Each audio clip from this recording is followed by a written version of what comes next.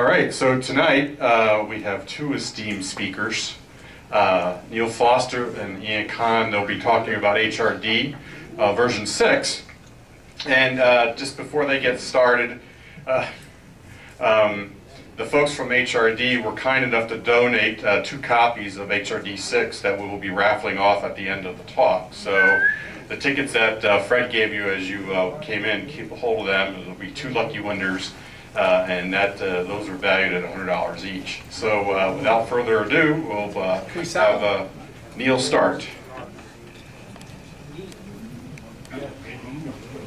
Thank you.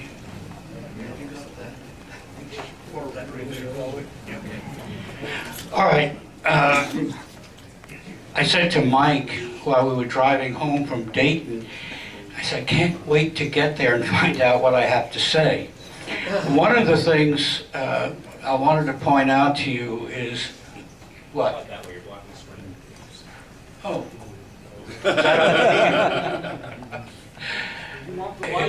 Both Ian and I have been. Is it okay, Gary? Can I go? Thank you. Ian and I have been users of HRD. And contrary to public opinion, we have no interest whatsoever. And I know for a fact that we both paid for our subscriptions to HRD. We are both beta testers, and we're currently into version 138 of HRD 6. So it's quite interesting.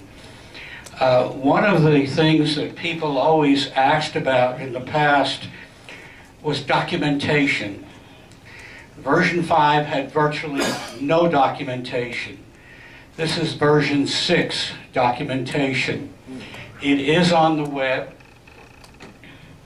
and there are sections for rig control, the logbook, DM 780, Digital Master 780, HRD rotator, and the satellite tracker. So before we get started, a couple of cautions.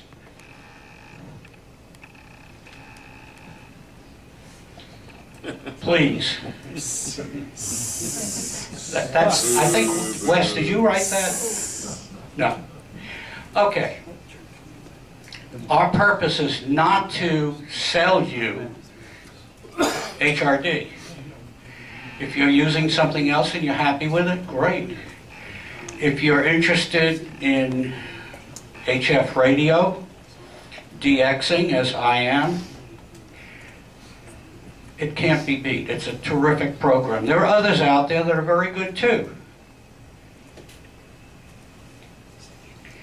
An overview. We call it 6.x. because it's constantly evolving. What is HRD, Ham Radio Deluxe? It's an integrated suite that includes logging, awards, digital mode control, rig control, rotor control, and satellite tracking. When I get finished with this part, Ian will be doing a live demonstration of HRD. A little brief history of Ham Radio Deluxe. Started in 2003. Peter Halpin and Simon Brown conceived HRD and they wrote the first code. By 2005, there were 20,000 plus registered. Peter unfortunately became a silent key. 2010, there were over 100,000 users, and Simon received the ARR Award for Excellence. 2011, Simon sold HRD to Rick Rule, W4PC, Randy Gautry, KC0CBH, who is also the owner and president of TimeWave, and Mike Carper, WA9PIE. HRD features: rig control, ADIF logging, mapper, sound card modes, DX cluster, satellites, rotor control, and an awards manager. Google Earth, K1EL Kia control. There is a band scope. You have memory management. You can configure this any way you want. If you are not interested in certain aspects of the program, you don't have to use it. I'm not a satellite person. You don't have to set it up. It's fully customizable, remote station control.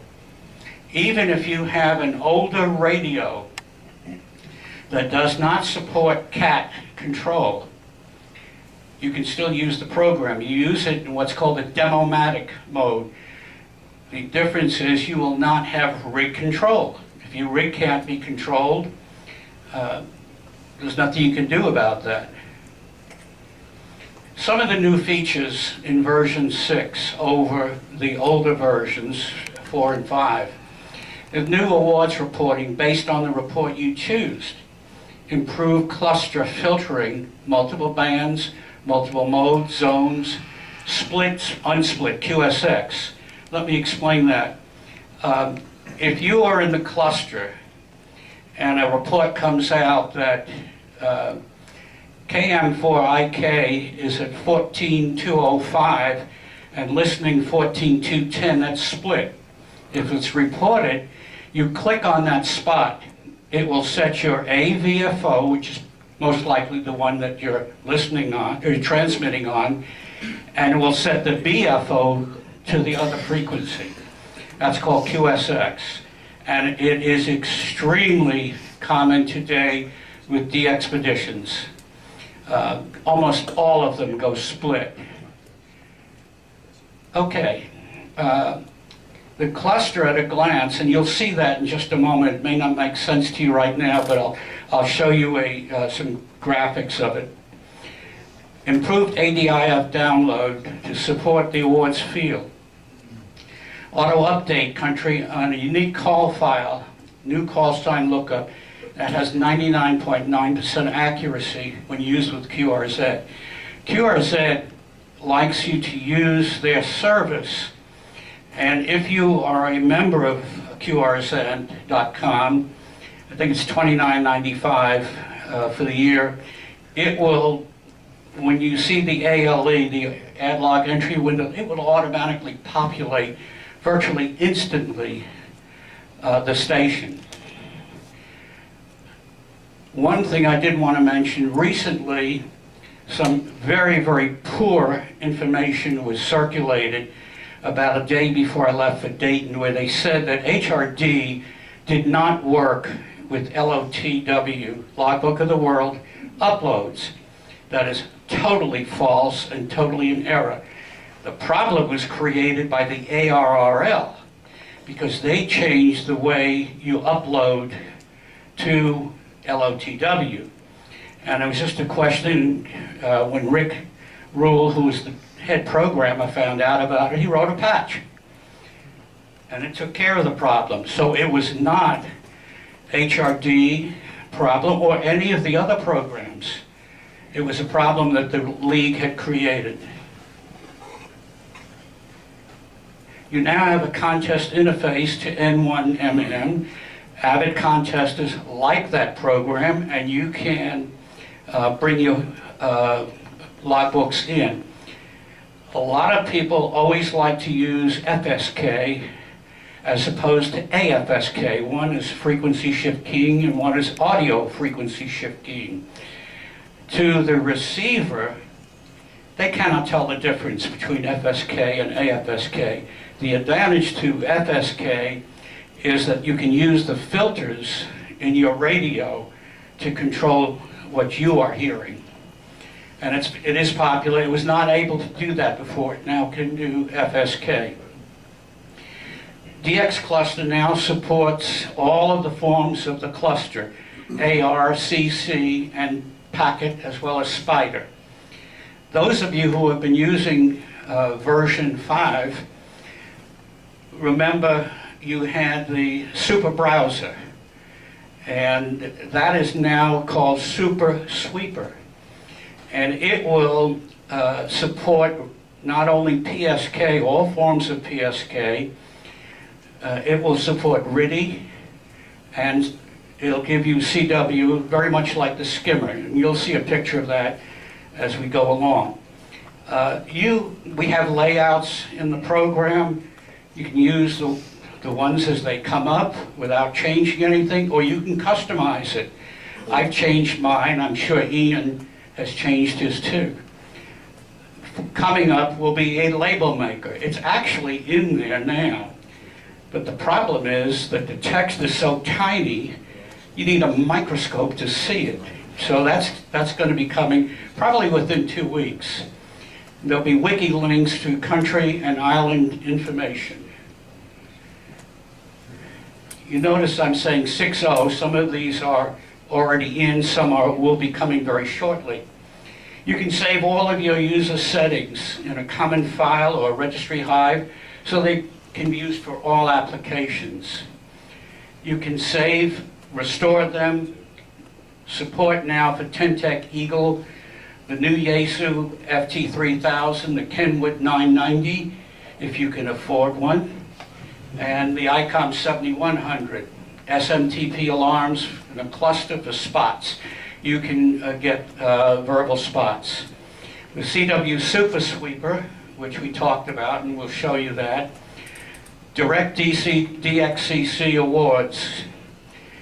JT65, the only issue there is that Joe Taylor has to add an interface for frequency and mode in his code. He's doing that. We talked with Rick at Visalia, and very shortly, hopefully, you'll see the JT65. When they acquired the software from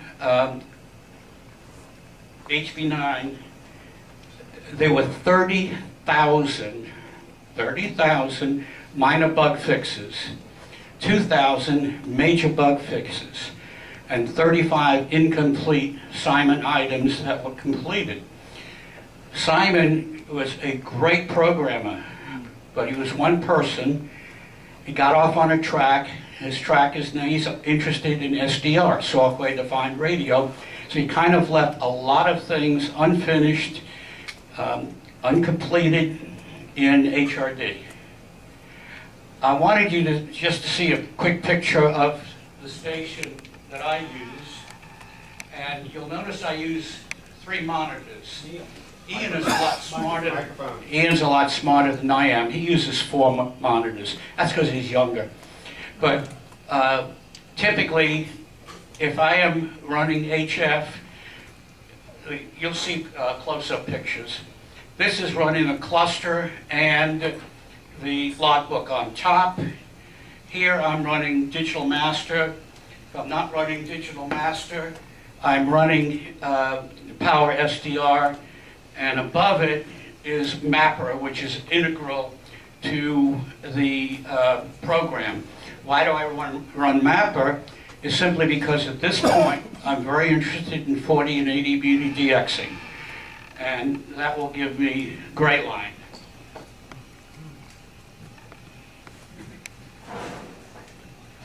Okay, rig control feature. It supports most capable radios. It allows total station control.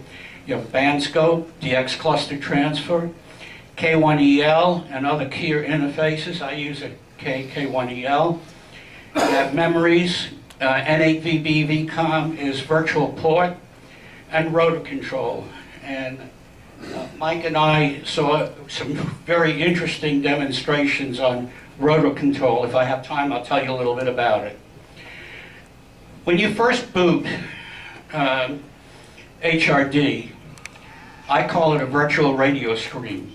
They all look alike. It doesn't matter what radio you have, they all look like that. And you'll have, Need 3 hands.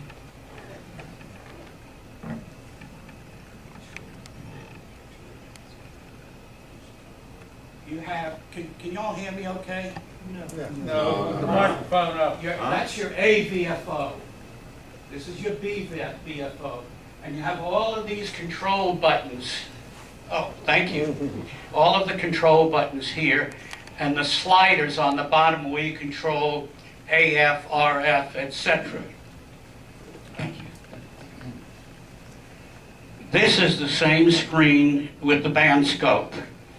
and it is identical, but you can show that band scope, and if you're using it, of course, you'll get the traces.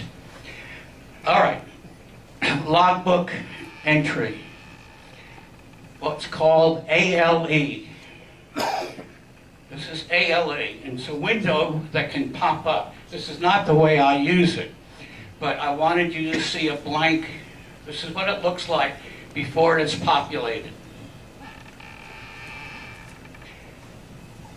Logbook. This is actually my logbook. I will explain what these are in just a second.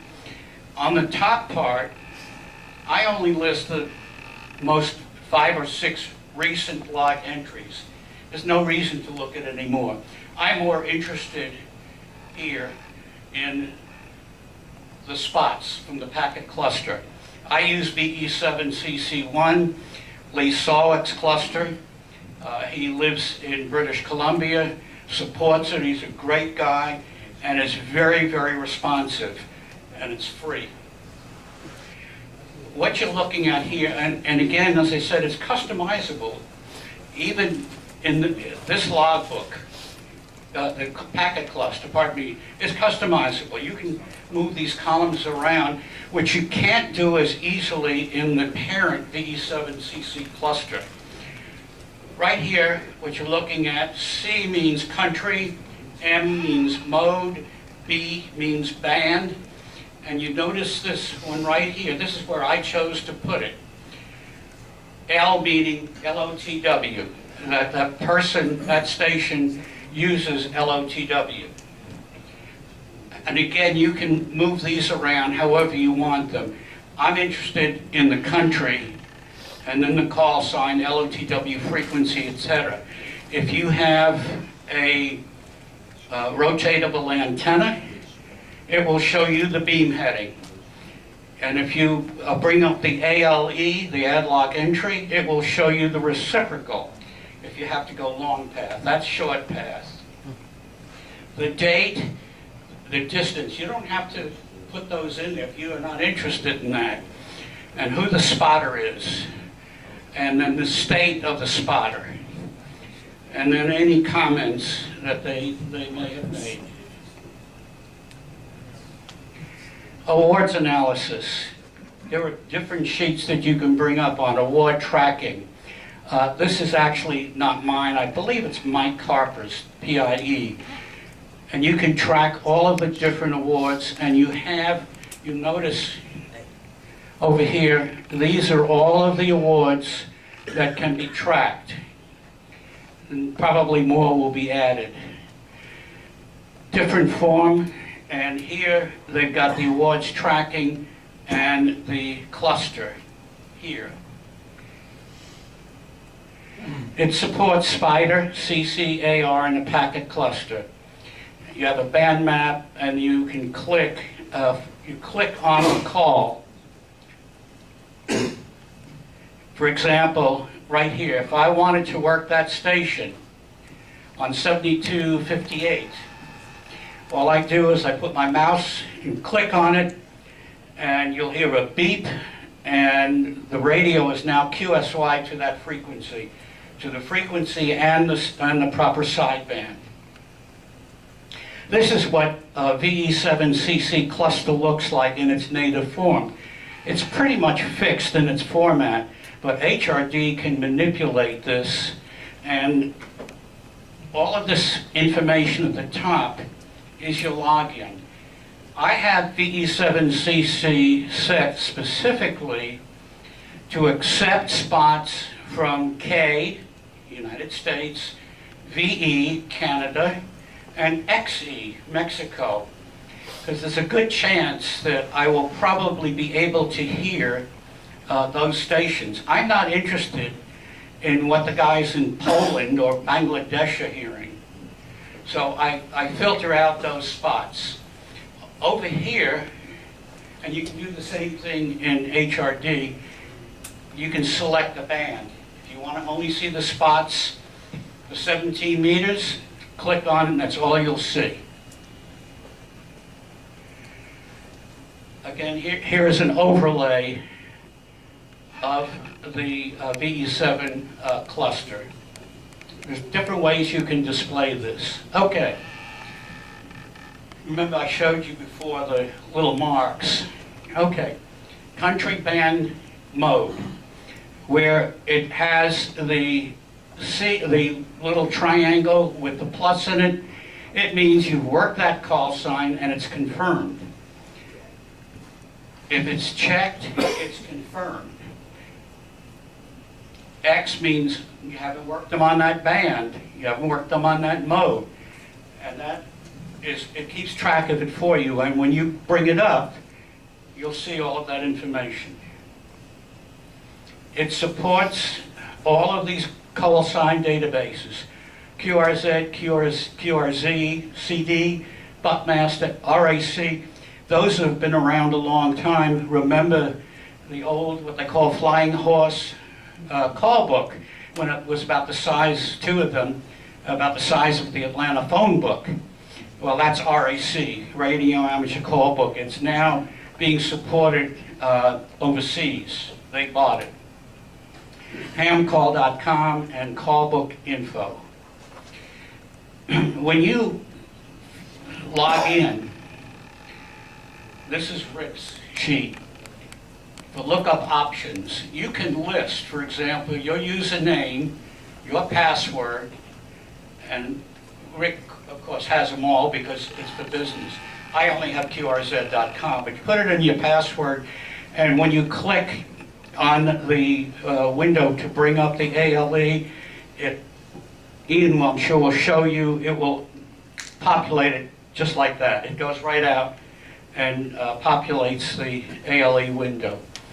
Digital Master. You have a wide variety of sound card modes, waterfall or spectrum display. New Super Sweep, where you can see up to 40 active signals. That's too much for me. My brain can't handle 40. 10 or 15 is enough for me. Just too much for me, but you can do it. The waterfall is totally adjustable for color, etc.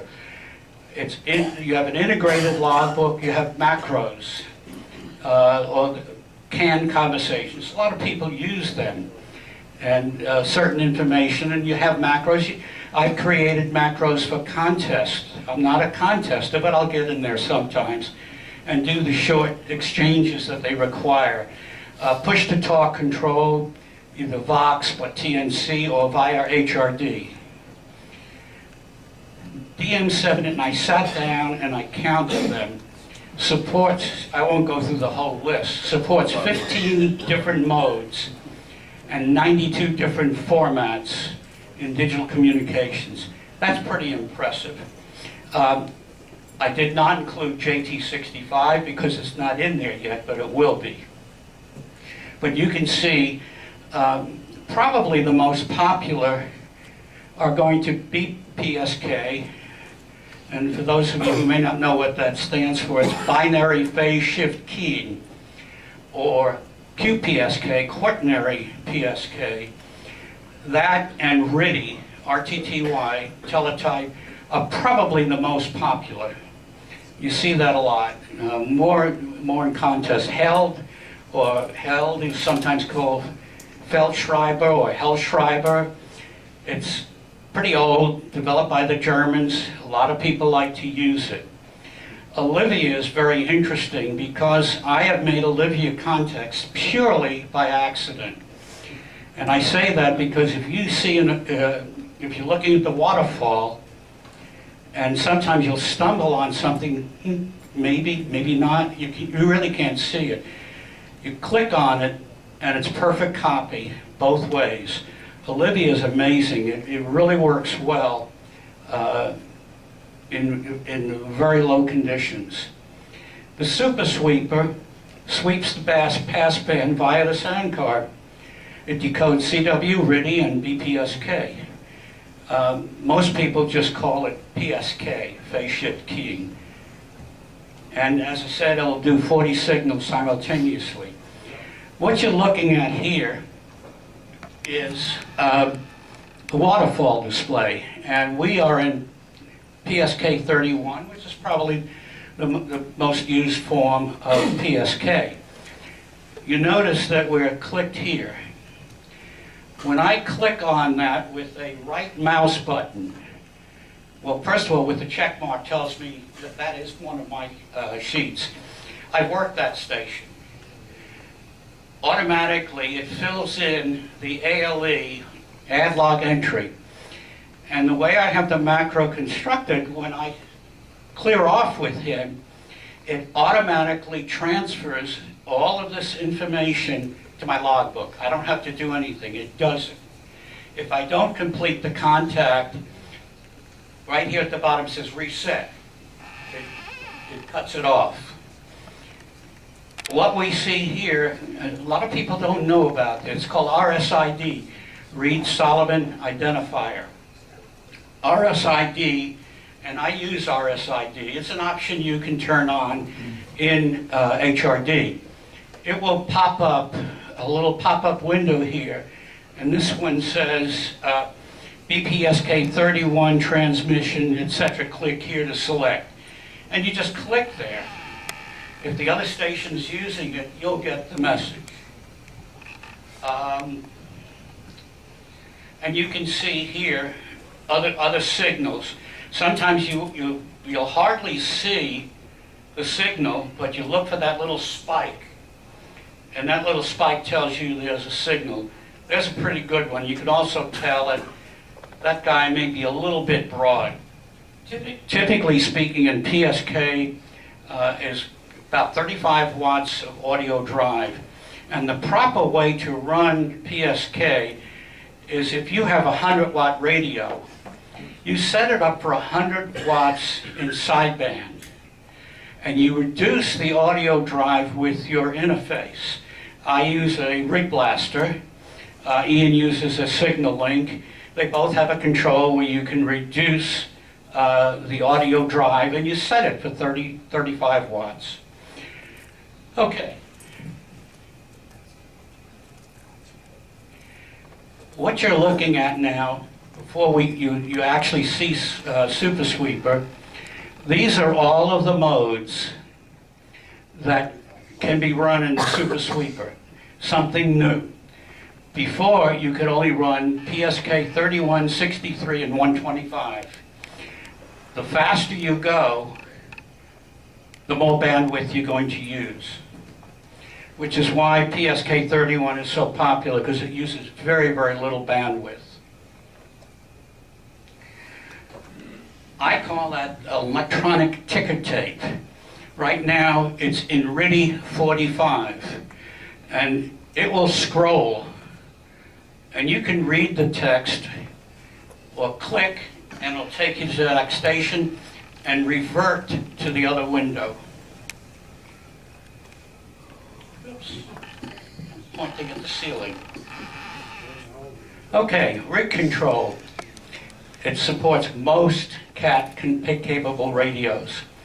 Allows total station control. You have the band cluster transfer, the K1EL, and other keyer interfaces. We actually had that same slide up just a little while ago. These are the supported radios. You'll notice that even the new Kenwood is now supported, and it just came out. At the Dayton Hamfest, Yaesu came out with two new radios, the FT1200 and the FT3000. The 1200 replaces the 950, and the 3000 replaces the 2000. They also did away with two of the versions of the FT5000, and they only have the MP. The MP is the one that has the OCXO high stability crystal. It has the station monitor and the CW filter. Why they did that? I guess marketing. You remember I mentioned Demomatic.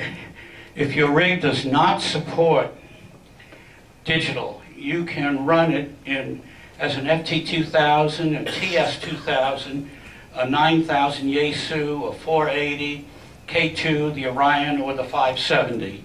You can use any of those if you don't have a cat control. You remember the little monitor above. This is a mapper. Mapper can be configured a number of different ways. I choose to use this one because it's easy to see. It also you can have it show only the prefix for that country. Excuse me, we don't call them countries anymore, we call them entities. And there are, in my opinion, Wes will argue with me, there are one or two that should be non-entities. But if you notice, this is your gray line. Where it is dark, it's nighttime. Where it is not dark, it's daytime. And DXers who are serious about 40, 80, and 160, particularly 160 and 80, like to catch stations on the gray line. And sometimes that window, it's kind of like satellite, that window is very narrow. You may only have a few minutes on the gray line. I would have to tell you, ladies and gentlemen, I'm going to tell you what it will do with satellite, but I am not the satellite. It does give the satellite guru. It does give you real-time tracking. You can download all of the active satellites from the web. This is what the screen would look like in HRD. And it will show you the path of the bird. And it will identify the bird. Rotor control, it will support almost every rotor made. I just rather than have it take that time out. Most common is the DCU1 and 2, which is what High Gain uses for their rotor control.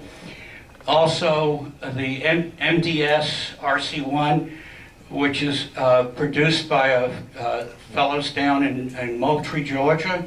It's a very nice little unit.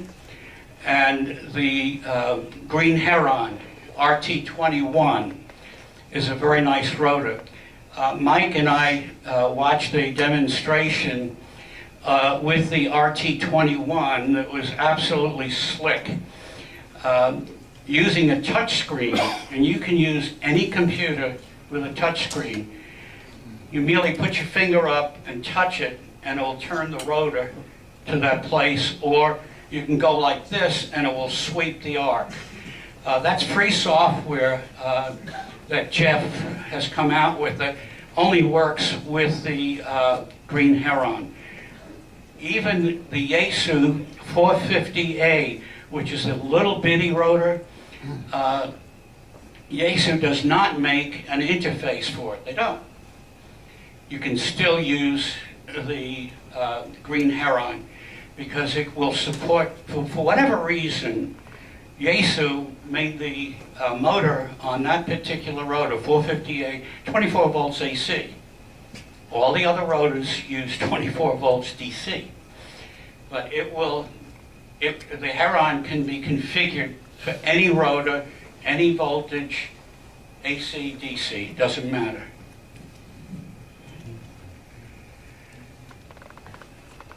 You have rotor control for azimuth and elevation. That's important to the satellite people because they use ASL rotors as well.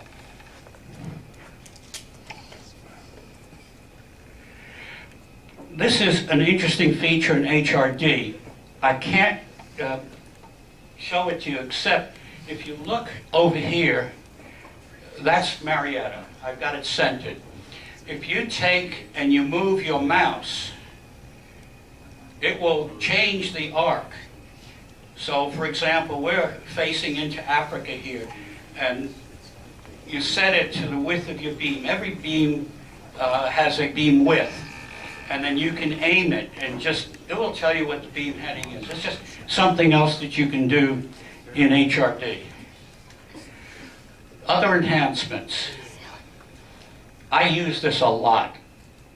PowerSDR IF stage. If this looks like one of those fancy computerized radios, it is, because this was designed to work with, I think Chuck uses it with his K3. It'll work with the K3, I don't know about the K2, but it will work with the Yaesus and one or two other radios that it will work with. And what it does is it will show you signals. It's a spectrum scope, and this is in its full screen mode. I wanted you to see all of the things that you can do with it. In this case, PowerSDR works through Ham Radio Deluxe with the Yaesu. Now, this is what they call collapsed. And you don't have all of that other stuff around it. You have more of a full screen. And I use that a lot. If I'm not running DM780 for digital, that's up for sideband.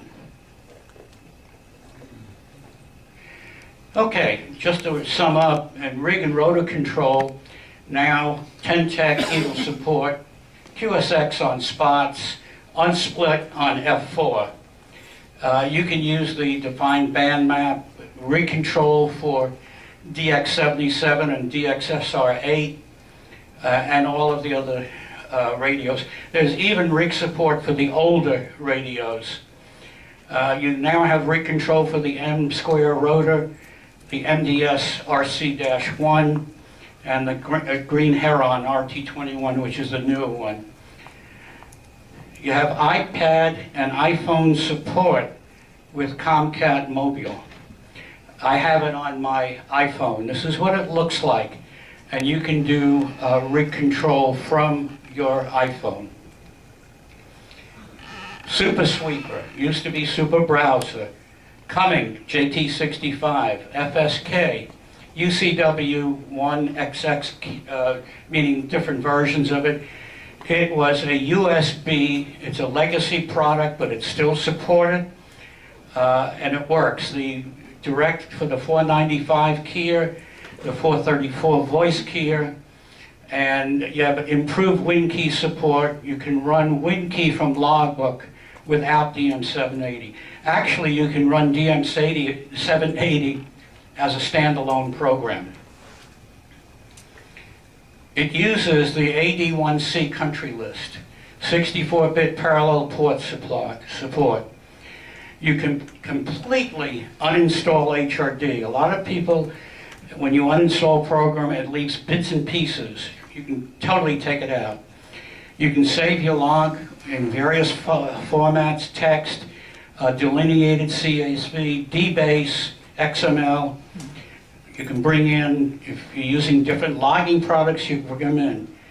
And you have a hyperlink, the entity name in the operational section of lookup pane to the CIA World Book fact for that entity. There are some links. If you just put in Ham Radio Deluxe, you'll get a number of different links. Support is available for people that subscribe to version 6. And Tim Browning, KB3 NPH, is a member of the support team. He's got a great website with a lot of excellent information, and he is the gentleman who did all of the new manuals for version 6. And that was a formidable job. All right, Ian. Yes. You're on stage. You left the building. Okay. Can we possibly go? I have to wipe it out. I don't know. I've got a mouse. This is as far as it gets. You don't use this slide thing? No. That table will travel. A brief moment for technical adjustments. Trying to find the right widget.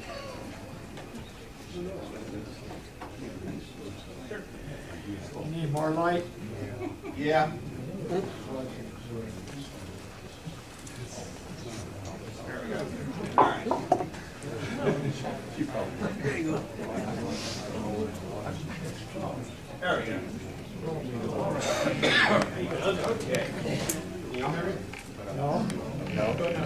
Turn it on.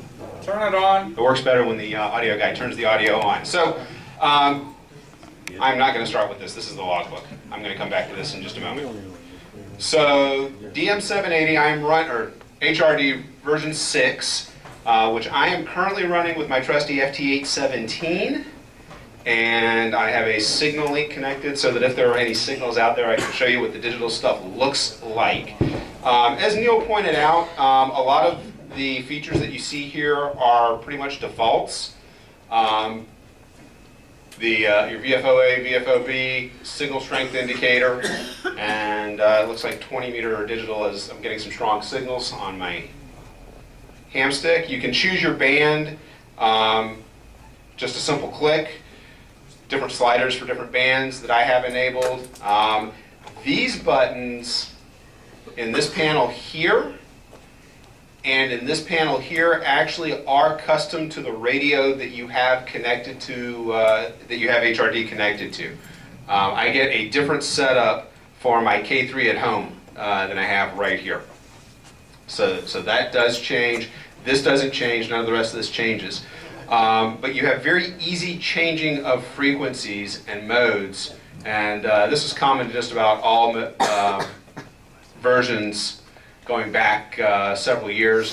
If I want to change from 14070 to 14230, it's simply a matter of typing 14230, and that's not digital, it's upper sideband. I can come over here and change that quickly, and if you could see my radio, you'd see that it has changed to 14230 upper sideband, and 20 meters is either going gangbusters or noisy as I'll get out tonight. I can adjust my power levels. On the 817, I only have 4 choices of power levels. Right now I'm running at 2.5 watts. Using the rear mic, I'm on VFOA. This is completely customizable. You can turn these sliders on and off.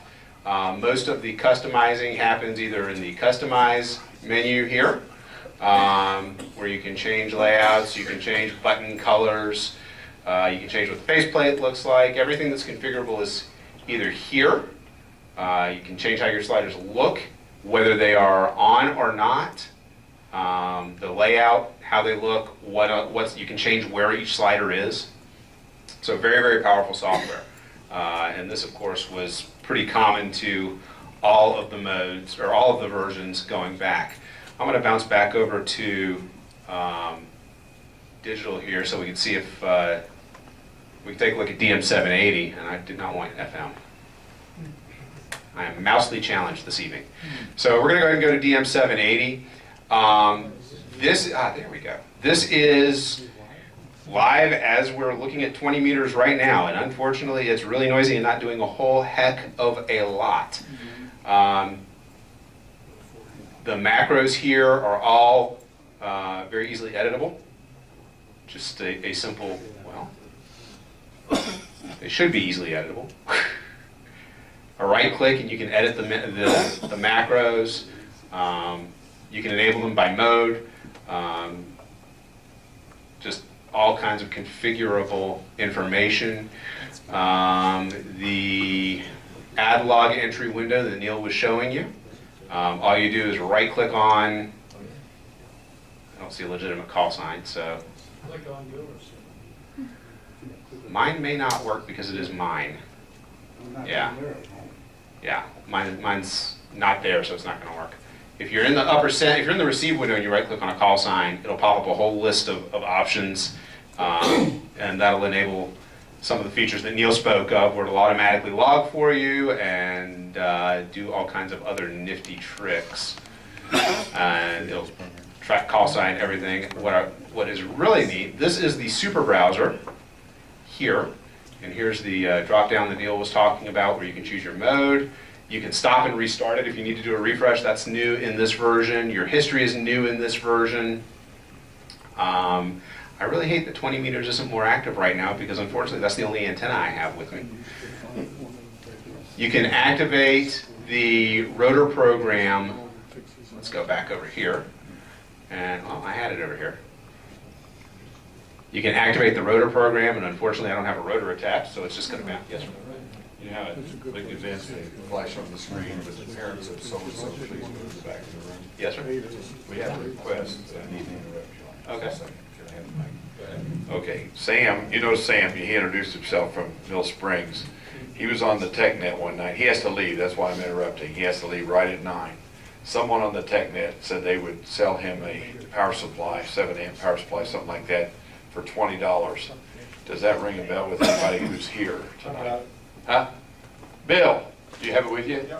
Could you meet Sam in the back of the room and work that? I racked my brain. Thank you. Thank you. Sorry.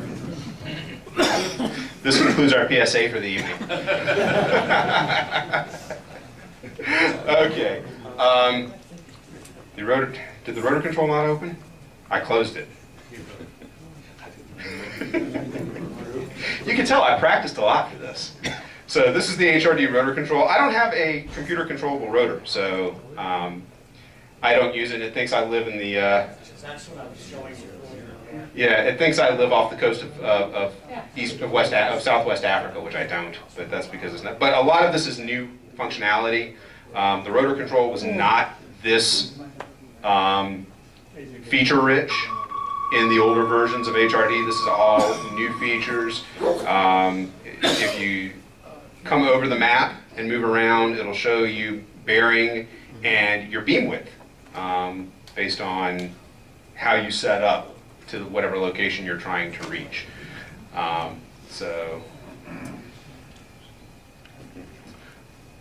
So that is a lot of the new, oh, you know what?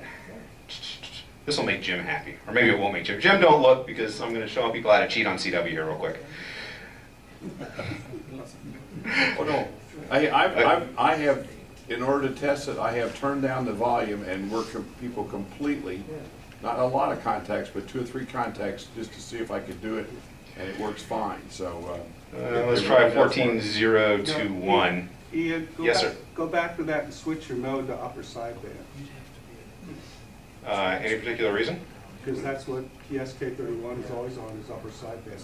Yeah, but the 817 has a digital mode specification that handles that automatically. Okay. Because I'm seeing lots of spots on mine, Well, let's see, hang on. Jim's cheat will have to wait. So will my typing.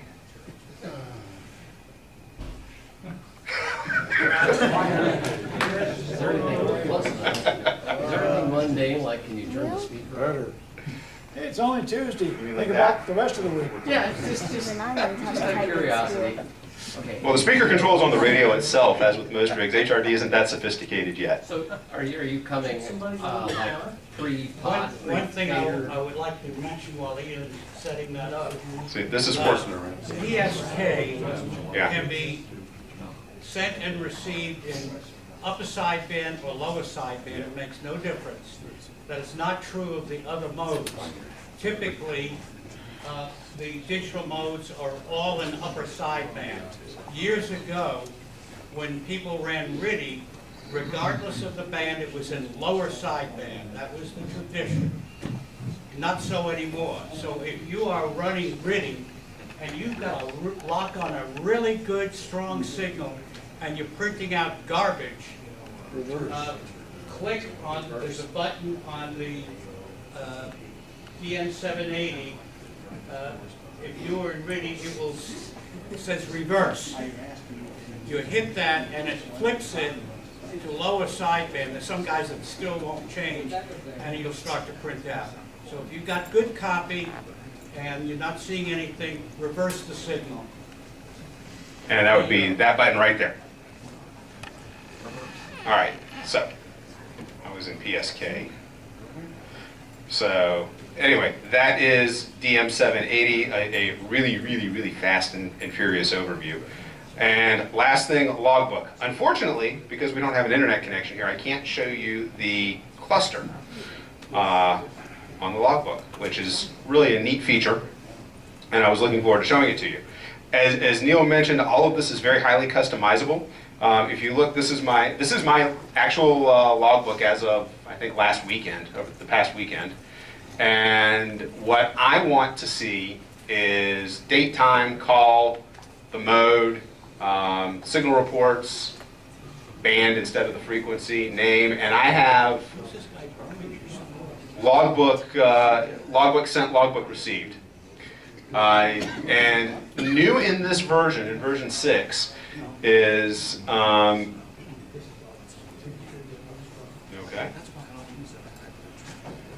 Stand by 1 minute, I was just provided with a hotspot.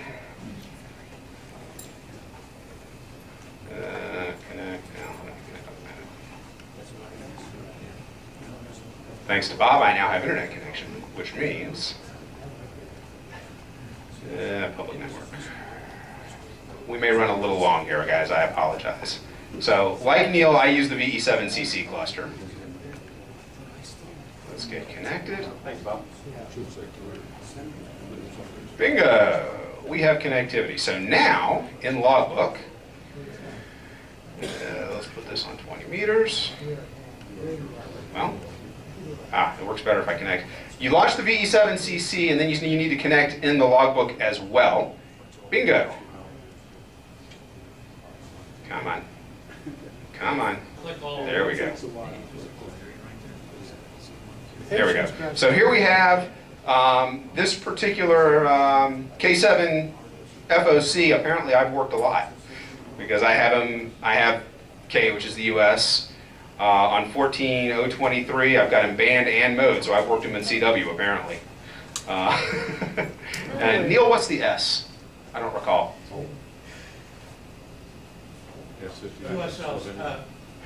QSL status. Send. You see where the equal sign is? In VE7CC, if they subscribe to Logbook of the World, there'll be a plus sign. If they subscribe to EQSL, there's a minus sign.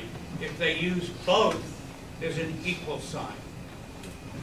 So, as Neil was mentioning earlier, all you have to do, if you see a spot for a country that you don't have on a band, on the band you are working, and red, I believe, is yeah. Double click, and I don't know if you saw the M changed. That's my main frequency. And if we look, I'm no longer on 14070 data. I'm now on 14187.89 upper sideband. So it changed my band. It changed my mode. It is completely powerful. It's an automatic switch. It'll do that with any. You can also do that from within here by either clicking it, and the M just switched. You can right-click, open a new add log entry window, and it will populate everything for you. I am a QRZ subscriber, so it populated at least the country information, and the information that populates is based on what is up to date in QRZ. So it's only as good as its source, but that's new functionality in version 6 as well. You also have the beam heading and the reciprocal. Right, that auto-populates as well. Logbook of the World upload and download are single click. I'm not going to do that because I don't want y'all to know my logbook credentials. EQSL, if you're an EQSL user, is now automatic upload when you enter a contact, when you enter a QSO. So if you're an EQSL user, that's really neat. Neil talked about awards tracking. So here is live awards tracking information. In my case, it's only slightly accurate. Let's see. Well, maybe it's more accurate than I thought. For worked all states, for me, it was for some reason a little bit off. And it's not anymore. I caught it up to date. But as you can see, I've got 50 worked and confirmed CW, phone, digital, which is accurate, confirmed, corresponds to the nifty pieces of paper I have hanging on the wall in my shack.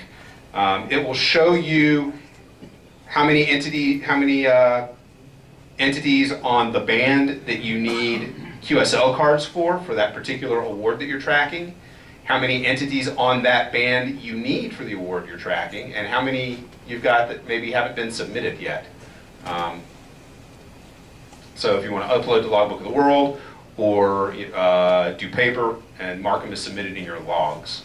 That's a really, really, really nice new feature that they added. And here are all the awards. DXCC, VUCC, Worked All States are the common ones, CQ WPX Award, CQ Worked All Zones. If you chase EQSL paper, they track some of that as well. My computer is not happy with me tonight. But there's a very large list. Ian, Yes, sir. that's an error in the program, because I've had that same problem before. These child windows won't scroll up and down. I've already reported it, so. Okay, so hopefully Yeah. hopefully in a patch that'll come out soon. I actually don't use the award tracking a whole lot because I've got the awards I'm interested in. So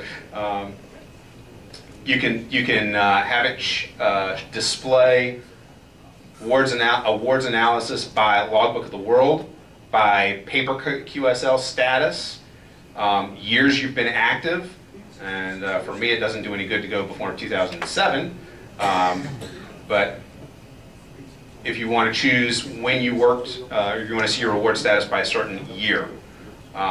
Really, really powerful kinds of analysis and tracking you can do with awards tracking.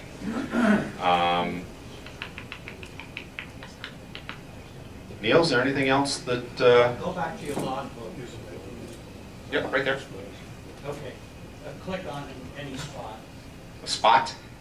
No, I'm sorry, contact, I meant to say. Okay. Double click it.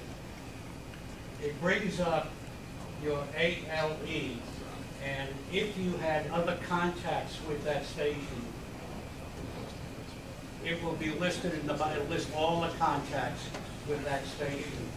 And you can, if you have to make a modification, you can make a modification. You see at the bottom it says update F7. You click on that, and then you can change, if you made a mistake on the date or the time, because something was amiss, you can correct that. Okay. Something else that's really handy is you can either manually enter your frequency, band, and mode information for your log entries, or tell it to track, and it will follow the rig control and the radio. This only works obviously if the, if the radio is on and connected to rig control via rig control. But it'll let you track that automatically. Date, time, you can set this for UTC or your local time. I have it set for UTC because that's how I want to log everything. And we are over time, so I will go ahead and take any, got time I think for one or two questions, John? Yep. Okay, somebody get the lights? Ian, you were going towards CW there? Yeah, let me see if I can find something CW-ish.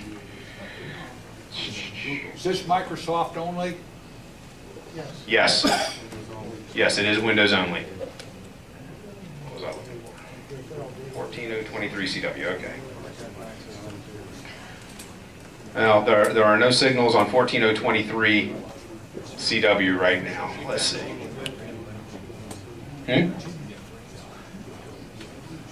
Which way am I going? Well, I don't see a lot of activity on 20 right now. You'll see it in the trace. For RSID, it will be about this wide. If it's in CW, it's virtually a straight line. If it's in BPSK, it's going to be very narrow. Yes, John. I have a question for Neil. Neil, when you were talking about the modes, you mentioned slow scan. Are there any plans for digital slow scan? Will be added, yes. Right now, it supports the most common slow scan. I neglected to mention that, and I'm sorry, John. That's my fault. It's okay. Scotty and the other versions. Martin and There are, I think, 6 Luke or and John 7 and versions of slow scan that it supports. But yes, digital will digital is so much better than regular slow have. scan. Yeah, but you can't. You got to do the important things. Understand. There are a limited number of slow scan guys, so the priority is going to be for other things, and then they'll put the slow Oh, I scan. understand because slow scan is so bad. Ladies and gentlemen, when everything else fails, please read the instructions. Thank you. Neil, you have one question over here. One more question. There is contesting functionality in the logbook. It's still not, in my opinion, very polished. I use N1MM for contesting. There's others and then just. Yeah, and I export an ADI from the contest log and import it. It's not a contesting software. Now, there has been discussion, and I don't know where they sit on this, of developing an interface between N1MM and HRD so that you put it in N1MM and then it automatically ports over. I don't know where they are in that development cycle. Okay, thank you, gentlemen. That was really interesting.